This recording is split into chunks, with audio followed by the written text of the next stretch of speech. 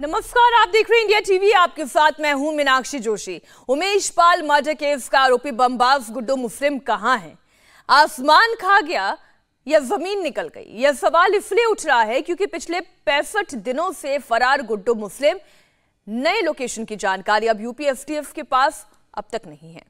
वो कहां छिपा है, कैसे छिपा है, कहां अंडरग्राउंड हो गया है, कौन उसकी मदद कर रहा है, कोई सुराग मिल ही नहीं पा रहा है। गुड्डू मुस्लिम की last location Odisha Chhattisgarh border पर मिली थी और इसके बाद से वो कहां गया, इसके बारे में किसी को कोई जानकारी नहीं।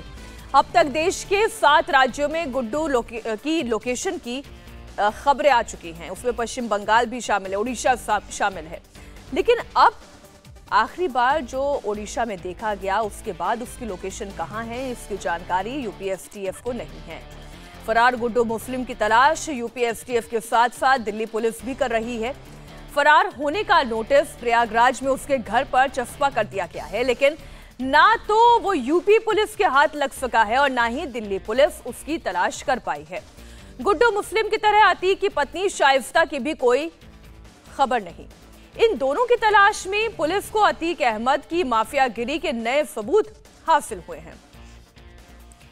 गुड्डू की तलाश में देश भर में पुलिस घूम रही है। यूपी एसटीएफ जगह जगह छापेमारी कर रही है। 7 राज्यों में उसकी लोकेशन अब तक जहां मिली है उसका पूरा मैप के जरिए हम जानकारी आपके सामने रख रहे हैं।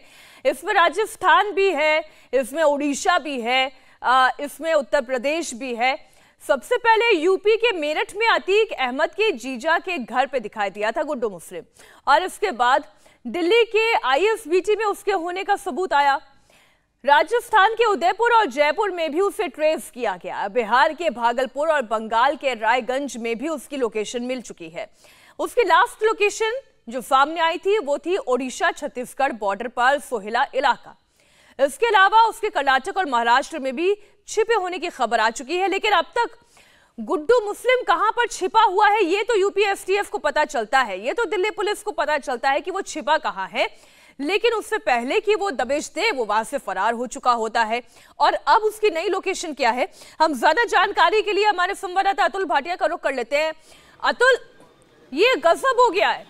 अचानक से जो बीते 7 राज्यों में उसके अलग अलग लोकेशन पर जिसके होने की सूचना मिलती रही, अब वो एकाएक कहां गया, गायब हो गया? कोई जादू है क्या? बिल्कुल, देखिए अभी तक जो एसटीएफ के सूत्र हमें बता रहे हैं उनके मुताबिक जो गुड्डू मुस्लिम है वो अंडरग्राउंड हो चुका है, मोबाइल फोन का यूज नहीं कर रहा है। गुड्डू मुस्लिम इस बात को अच्छी तरह जानता है मीनाक्षी कि अगर एसटीएफ या दिल्ली पुलिस की स्पेशल सेल उस तक पहुंचती है तो उसका बचना नामुमकिन है। हथियार उसके पास है, कई ऐसे विदेशी हथियार उसके पास है जिससे वो ताबड़तोड़ फायरिंग कर सकता है। ये यूपी एसटीएफ जानती है, दिल्ली पुलिस की स्पेशल सेल भी जानती है। और जिस तरीके से 3 गिरफ्तारियां जो है वो दिल्ली पुलिस की स्पेशल सेल ने की थी, जो असले दिए गए थे उमेश पाल की हत्या के लिए गुड्डू मुस्लिम को, वो ऐसे ही असले जो हैं वो पुलिस ये जानती है कि गुड्डू मुस्लिम के पास है। तो गुड्डू मुस्लिम पे जब भी एसटीएफ या दिल्ली पुलिस की स्पेशल सेल पहुंचेगी तो निश्चित रूप से उसके पास भी हथियार होंगे, पुलिस के ऊपर फायरिंग करेगा।